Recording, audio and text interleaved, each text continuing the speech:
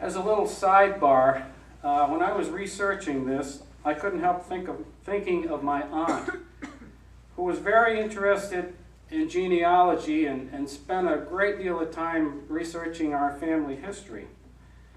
If you go back about 3 generations in our family, you come up with the surname Andrews. Well, Aunt Eunice always theorized that that meant we were descendants of Andrew the Apostle. But try as she might, she was never quite able to make the full connection. I guess when you go back that far, the records aren't too good. Anyway, it's an interesting theory, but I'm not ready to claim to have an apostolic bloodline without a little more proof.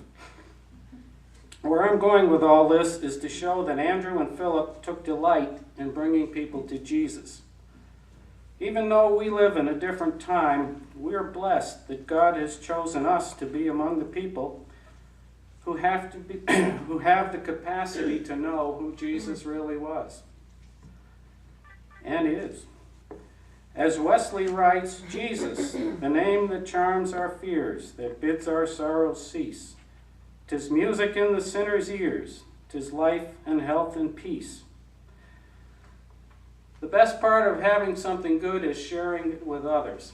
That's what Bud always tells us when he brings in the surplus produce from his garden in the summertime, right, Bud?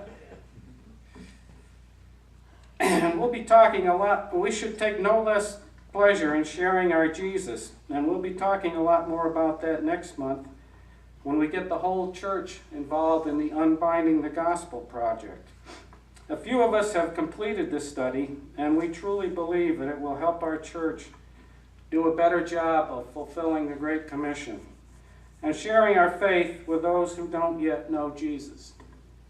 When the time comes, I would urge you to join one of the small groups that will be doing the study during Lent. When it comes to sharing our faith, many of us, myself included, seem to find ourselves out of our comfort zone. There are many reasons for this, and this book we'll be using, entitled Unbinding Your Heart, addresses most of them. It's an easy read, not too long, 6 chapters. If we begin at the start of Lent and cover a chapter a week with a week off for spring break,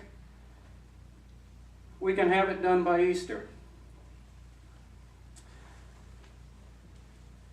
It talks about why it's important to share our faith, why we don't do it, and how we can overcome that. That's the unbinding part. There's also a heavy emphasis on prayer. It includes a 40-day prayer journal to help bring us closer to Jesus. But I don't want to give it all away. You'll just have to read it along with the rest of us.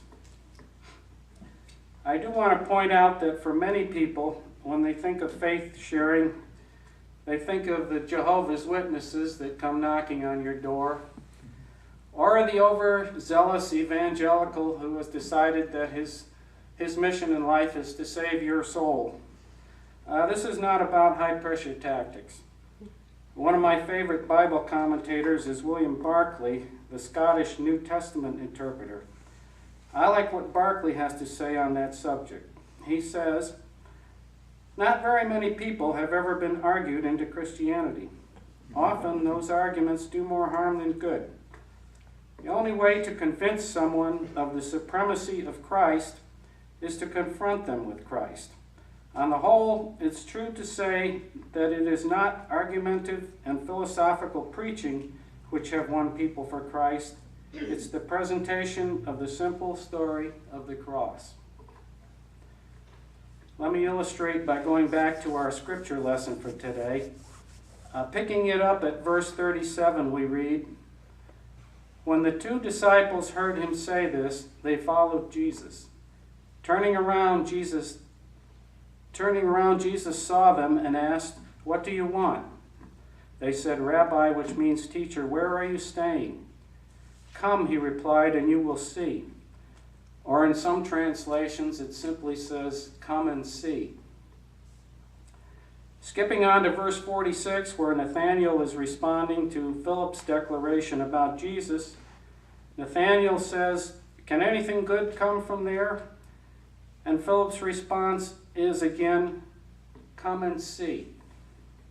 According to Barclay, the Jewish rabbis commonly use that phrase in their teaching. They would say, "Do you want to know the answer to this question? Do you want the solution to this problem? Come and see, and we will think about it together." When Jesus said, "Come and see," he was inviting them not only to come and talk, but to come and spend some time with him and find the things that he alone could open out to them. When we're inviting someone to church, sometimes the best approach is to just say, "Come and see."